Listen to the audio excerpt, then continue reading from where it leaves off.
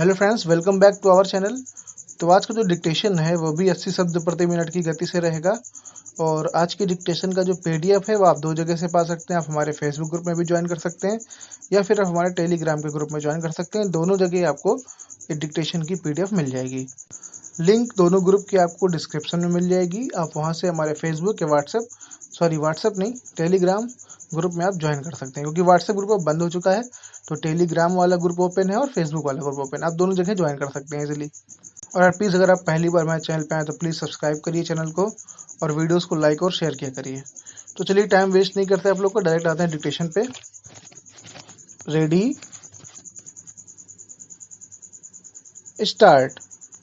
रक्षा मंत्री राजनाथ सिंह की ओर से रूस में चीनी रक्षा मंत्री को खरी खरी सुनाए जाने के बाद चीन की ओर से जैसी प्रतिक्रिया आई, उससे यही संकेत मिलता है कि वह अपने अड़ियल रवैये से बाज आने वाला नहीं है।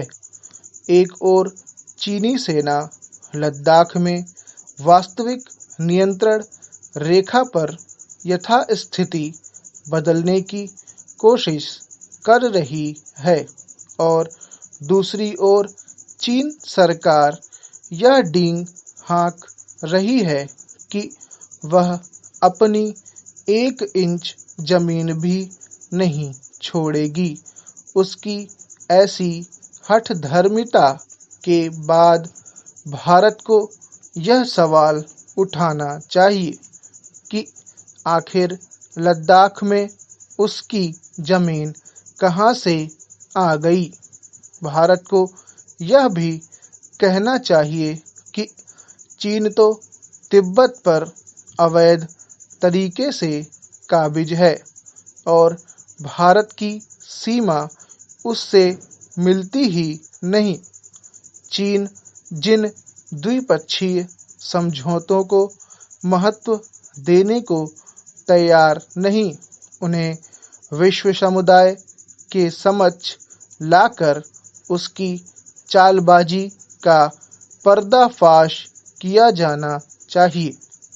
चीन सरीखे कपटी देश के साथ सामान्य कूटनीतिक व्यवहार करने का कोई मतलब नहीं।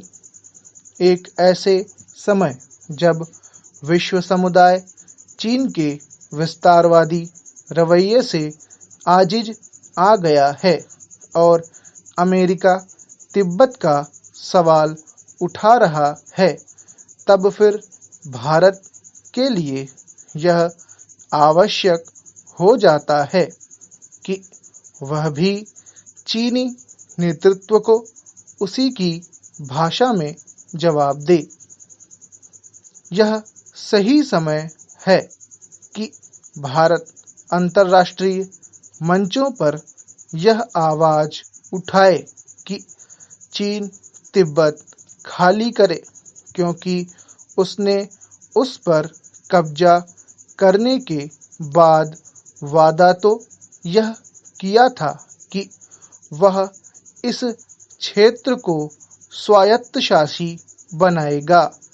इसी के साथ चीन पर अक्साई चीन के साथ साथ कश्मीर के उस हिस्से को भी छोड़ने के लिए दबाव बनाया जाना चाहिए जो उसे पाकिस्तान ने दे दिया था। ये वे भूभाग हैं जिन पर ऐतिहासिक और सांस्कृतिक रूप से भारत का मजबूत दावा है। इन दावों के पक्ष में तमाम प्रमाण भी उपलब्ध हैं। इन हिस्सों पर चीन के फर्जी और मनगढ़ंत दावों की पोल खोली जानी चाहिए, क्योंकि वह ऐसे ही फर्जी दावे दक्षिण चीन सागर को लेकर भी कर रहा है। इसलिए उसे बेनकाब करने में विश्व समुदाय का सहयोग लिया जाना चाहिए। उचित तो यह होगा कि भारत चीन के फर्जी दावों से तंग उसके सभी पड़ोसी देशों को नेतृत्व प्रदान करे। इसके अलावा पाकिस्तान अधिकृत कश्मीर को हासिल करने की इच्छा शक्ति का प्रदर्शन भी करे। यह इस ढंग से होना चाहिए कि चीन को यह सीधा संकेत मिले कि पाकिस्तान के कब्जे वाले इस भारतीय भूभाग पर उसके द्वारा बनाया जा रहा आर्थिक गलियारा भारत को मंजूर नहीं। अहंकारी चीन के साथ कठोर कूटनीतिक व्यवहार इसलिए आवश्यक है क्योंकि वह शांति और मित्रता की भाषा समझने को तैयार नहीं।